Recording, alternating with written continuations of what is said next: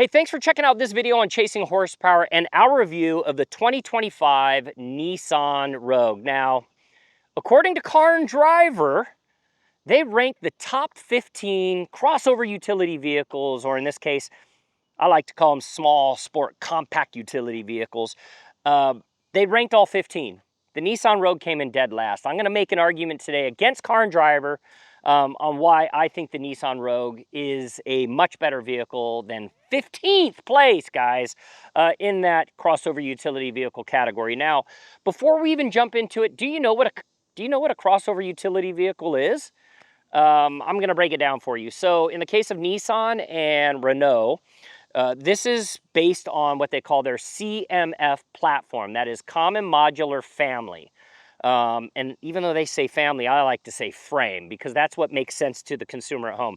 It's a common frame that they use across a variety of different vehicle platforms. So in the case of the Nissan Rogue, the Nissan Sentra uses the same platform.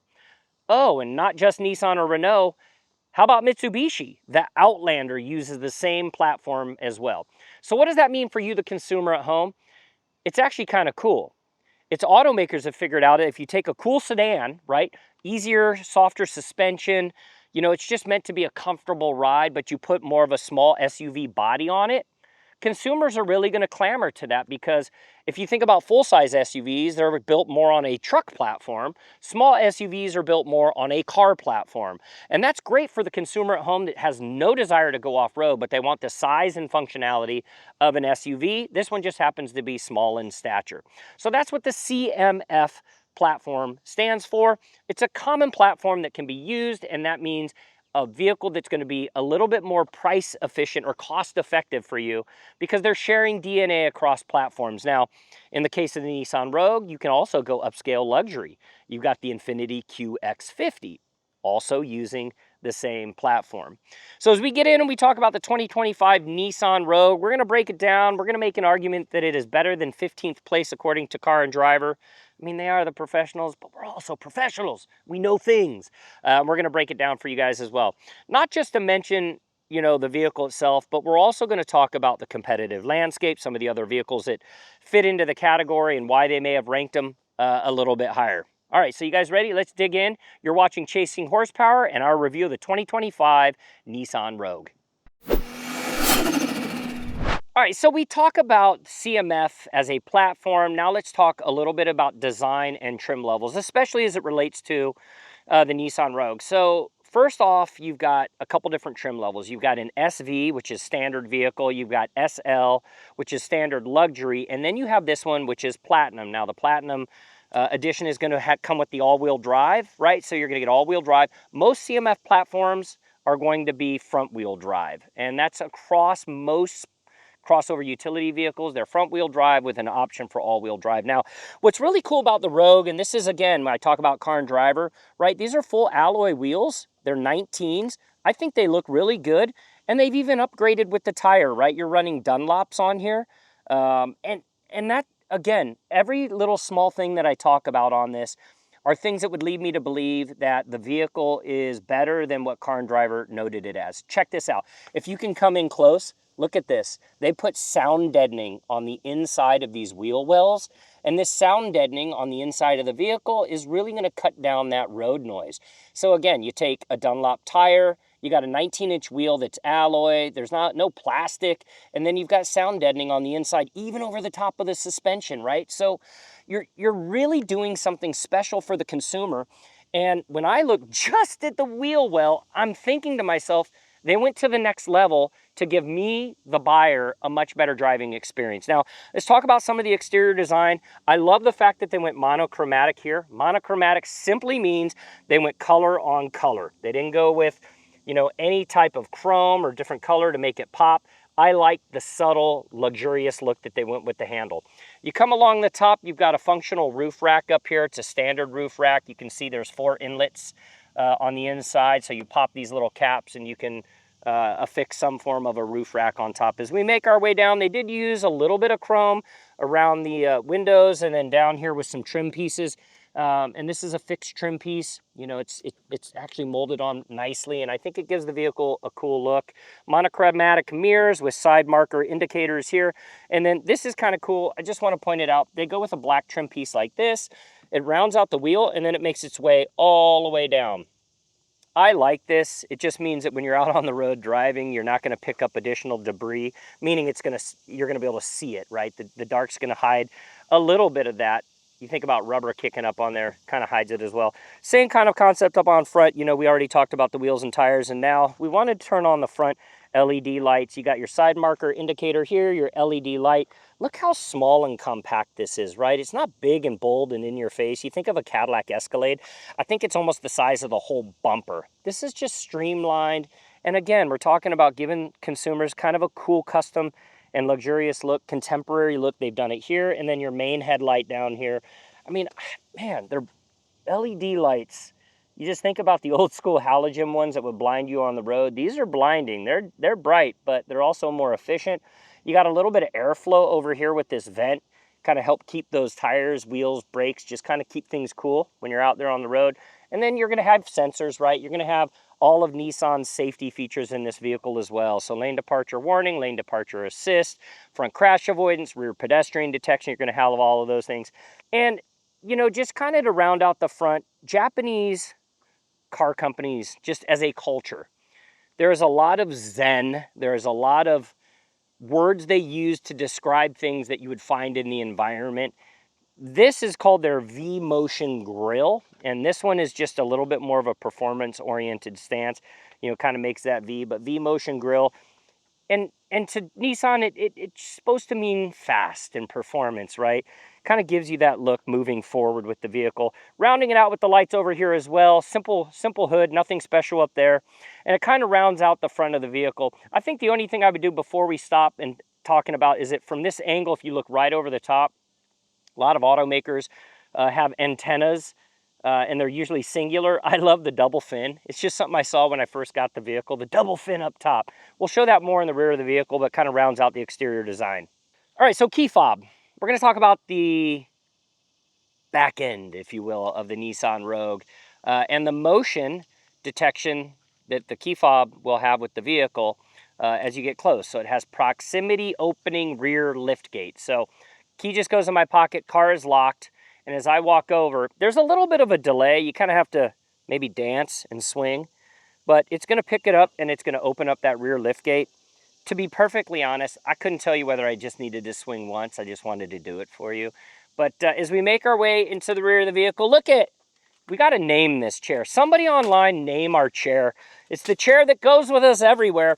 And we're going to talk a little bit about, we're going to talk a little bit about the rear design of the Nissan Rogue. So as we look inside, you're going to see that 60-40 split on the chairs, on the seats. You're also going to see the child safety tethers on the back of the vehicle as well, which I think is really cool, right? So we think about young families looking for an affordable sport utility vehicle, and given that this, you know, is falling into that $30,000 price range, right? You're toting your kids along, you got great functionality. They've given you a first aid kit in here as well. And then look at the extra storage, right? Like they're giving you some fun storage area in here with the Nissan Rogue. So you got storage up on front. They put some cool covers on top just to keep that. Let me just get that back in there. And then you got another storage area here as well. And then what happens when you take both storage components out? You've got a spare tire. Remember that Mercedes that we drove? $208,000? Didn't come with a spare tire, stuck on the road for 45 minutes. Not with the Nissan Rogue. The Nissan Rogue, guess what? We're not going to be stuck there on the road. And check this out right here. I love the handle. Everybody wants to go electric. Man, this is the coolest. Just boom. No waiting, no problem, no fuss. 60-40 split is noted, and we've got one on the other side as well. Kind of slide over here.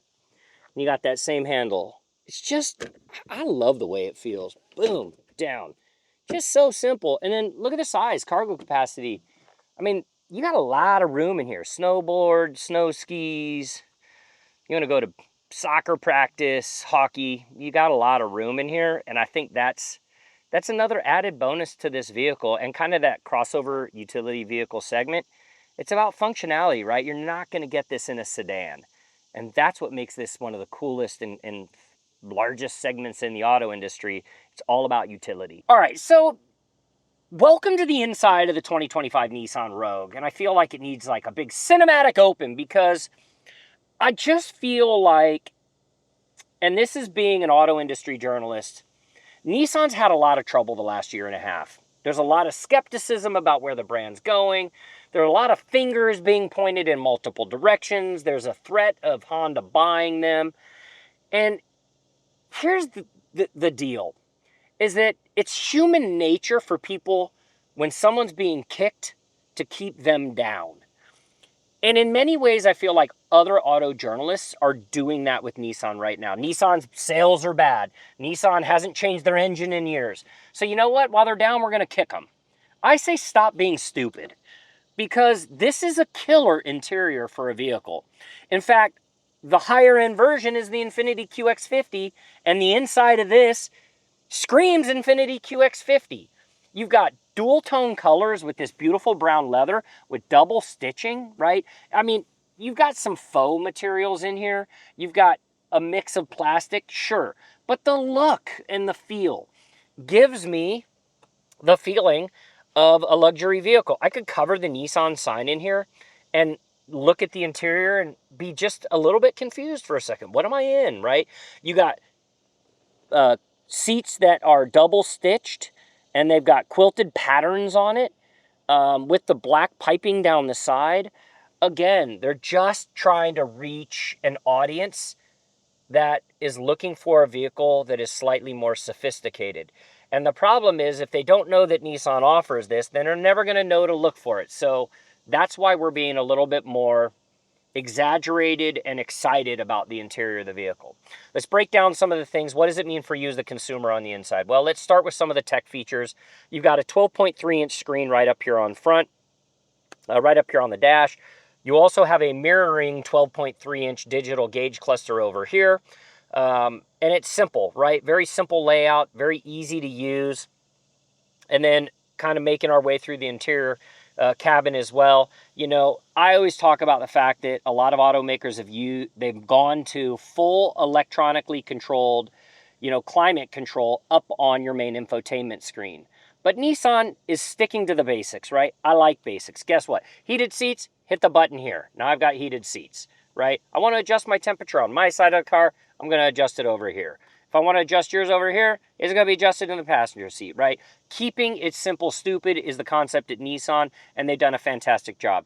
USB-C 1, USB-C 2. You got another cigarette. I'm always going to say cigarette adapter over here. Where's my cigarette adapter? You got your cigarette adapter over here. It's just another power area. And then you can see down here, my phone is charging. Wireless induction. When the orange comes on, it means my phone is charging. And I think just when you start adding all of this up, it's a value proposition for me. You've got 2 cup holders here, and then you've got 5 different driving modes with this vehicle.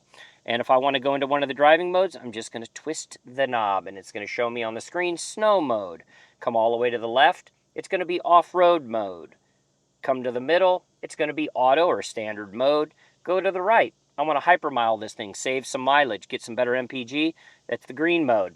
And then you've got your sport mode, right? It's just going to change the transmission mapping a little bit just to give the vehicle a little bit more of a sporty feel. It's not going to really do a whole lot under the hood because this vehicle isn't meant to be a performance vehicle. So before we close out the interior, talk a little bit more about a couple things, and then we're going to do something kind of fun. So full length moonroof here up on top. You can kind of see we've got some good size and space right here. If I hit the button, it's just going to open that bad boy right up. You're going to see a cross piece right here, and then opens up your cross piece. So A pillar, B pillar, this is for safety, this piece here. And then it can open all the way up right to there. And then if you want to take the entire cover back, now your second row occupants now also can look out the top. Again, I just think they're going extra level to make you feel like you're in a car that is slightly more luxurious than just being, quote, a Nissan. Very cool. You're also going to have ADAS in this, which is your autonomous driving features. So still working at level 2. There's a monitor right here. It's monitoring your habits while you're on the road. You can take your hands off. The vehicle is going to drive itself. You're only going to have a very limited amount of time. And again, it's allowing customers to become slightly more comfortable with autonomous driving technology. I think all around, the interior is well appointed, well laid out. And for a consumer at home that wants a car that feels luxurious and is comfortable, you're going to get it with the Nissan Rogue. So the last thing, because we haven't done it yet, is we are going to actually pair our Apple CarPlay. You have Apple CarPlay and Android Auto. We're going to pair it with the vehicle, right? So this is my standard device right here. It's an iPhone. I come to the screen up here on the left side. I've got a legend. On the legend, I'm going to hit the phone. It's going to say there's no phone selected. Select phone to connect. I'm going to go into my phone right now because I've done this before, and I'm going to go ahead and hit Bluetooth because I know it's going to pop up. And then I just hit Add Device. When I hit the Add Device button, I'm going to scroll all the way to the bottom. When I go all the way to the bottom, it says My Rogue. I hit My Rogue, and it's going to say to pair. I'm going to pair this right here. I'm going to allow, and then it's pairing request happening, and it's showing my phone up on the screen. I'm going to hit Continue. Connected to Bluetooth calls and audio. So I am now officially connected to the vehicle. Would you like to use CarPlay? I will say yes. And now I'm going to just wait. Again, all of this has to be done in park. You can't do this while driving. And now it's going to show up on the screen. It's going to transcend and go from the standard Nissan Rogue platform or infotainment screen to my phone. And there it is. You have my phone up on the screen with the Nissan logo in there because I did that. I've done it before. And you can see I can just scroll through all the devices that I want. If I want to go and use my Nissan, my Waze, I can do Waze as well. Again, it's all about cool functionality. I think it took me less than 30 seconds to get this thing whole paired in. And talk about functionality. I mean, it's great, right? Everything that you want on the interior of a vehicle, you're going to get with this Nissan Rogue. On top of Apple CarPlay and Android Auto, a lot of automakers are also integrating in some of your favorite search engines, if you will, right? So if you want Google Assist or even something as cool as Amazon Alexa, a lot of automakers are now integrating that into vehicles. And in the case of the Nissan Rogue, they're utilizing Google Assistant. So you have the option of hitting it up on your main infotainment screen or from your steering wheel. So I can do this right here. I can hit the button here, and then I'm going to do a prompt. So you ready? Hey Google, how much cargo capacity does the Nissan Rogue have? On the website nissanusa.com, they say, with the available divide and hide cargo system, you have 6 different ways to organize the 36.5 cubic feet of cargo space Rogue offers with the rear seats upright. Okay, so that's awesome. I was just asking for cargo capacity, and they're breaking it down for me. Well, let's have a little more fun. Hey Google, what size engine and how much horsepower does the Nissan Rogue have? On the website carandriver.com, they say, all Rogues are powered by a turbocharged 1.5-liter 3-cylinder that makes 201 horsepower. That is awesome. We have one more test. Hey Google, tell me about the new YouTube channel, Chasing Horsepower. On the website rv-pro.com, they say, Chasing Horsepower is a transportation-centric YouTube channel built on the premise of providing unbiased and authentic video reviews to help consumers make informed purchasing decisions during the car buying process, the company said. Yes! Google even has us listed on there. Okay, so I digress. Google Assistant is now awesome to me. It was dead to me 5 minutes ago, but now I love it. So think about that, right? As a consumer, you now have the ability to integrate some of these really cool features into the vehicle. What does it mean to you, the consumer at home? It means that you have to use them. So when you get a new vehicle, use Apple CarPlay, use Android Auto, use Google Assistant, use Amazon Alexa, because these are things that are going to make your driving experience easier. And last but not least, to close out the tech side of the Nissan Rogue is this right here, the camera feature. So intelligent 360-degree camera, a variety of different ways to look around the vehicle using all the technology to make it easier to drive, park, back up. We're going to show you this example when we're doing our actual driving feature of the vehicle. But again, cool technology integrated into the Rogue. All right, second row seating. We're going to spend a little bit more time here than we normally would because I really want for you at home to understand that this is a family vehicle. So what does that mean for you? Well, let's start with this. You're a parent, you got the child safety tethers in here, and you want to put your kid in the back and you have a car seat. There's nothing worse than a door that opens this wide. Nissan went the extra level. You've got a 90-degree opening door. That alone is reason to consider this vehicle, right? Forget about the fact that if you want an adult to sit in the back, you have room. It's about the functionality for your kids, and this 90-degree door makes it so easy to think about putting a car seat in, right? You're gonna grab your car seat, you're gonna bring it out. Look at all the room that you have. I absolutely love that, and that is a huge consideration point for me if I wanna buy this vehicle for my wife. I wanna make sure that my family is protected. I've got the safety, I've got the security, I've got the technology, and they've gone to the next level. They're thinking about my kid, right? All right, let's talk about room. Nissan is known for large interior cargo and interior seating capacity. This seat is all the way back. Now, granted, it's not a Chevy Tahoe. It's not a monster SUV. It's a crossover utility vehicle. And although I could make the argument that there's not a lot of room back here, it's not meant to take 4 adults in the vehicle a lot. So I'm going to give it a thumbs up. I think the leg room back here is fine. How often is it going to be a 6'3" person driving and a 6'3" person sitting behind them? If I'm going on a longer trip, I'm going to move over to the other side where I've got a little bit more leg room. I also wanted to point this out as well. You're going to have to kind of pan through. Why don't I just come over here to the other side so you can see? Look how much leg room I got now. Again, family SUV integrating in the peasant blockers. And in this case, we're going to call it blocking the sun so that my kid is not getting hit with sun. Love that.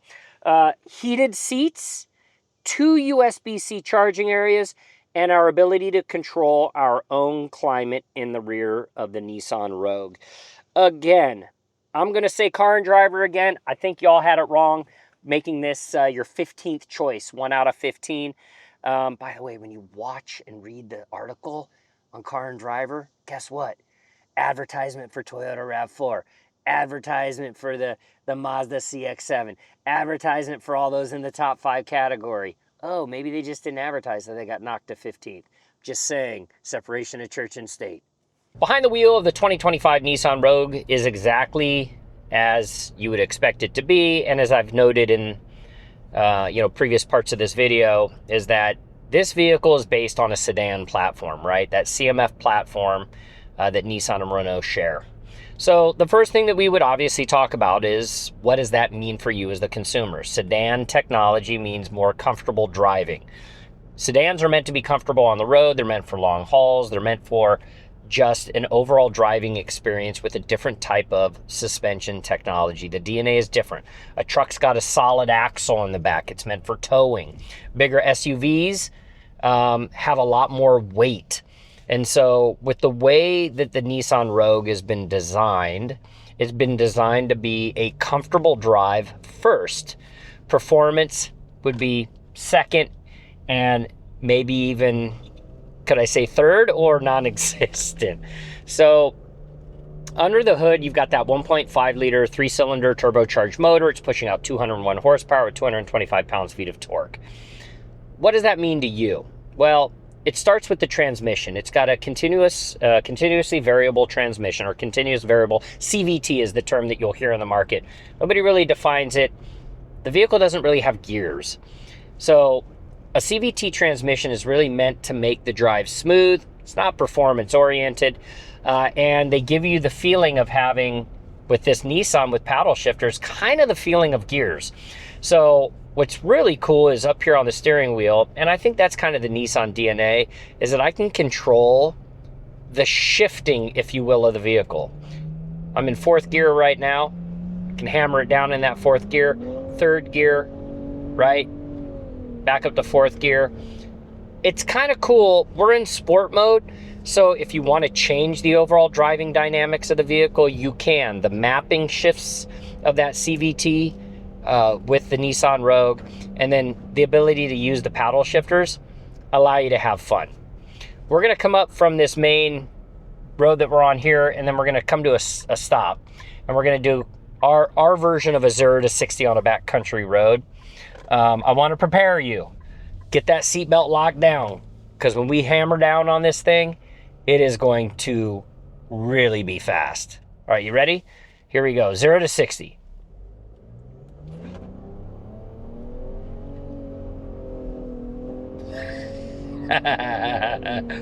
Still not there yet. Still not to 60. Ah, we just got to 60 about 9 seconds later.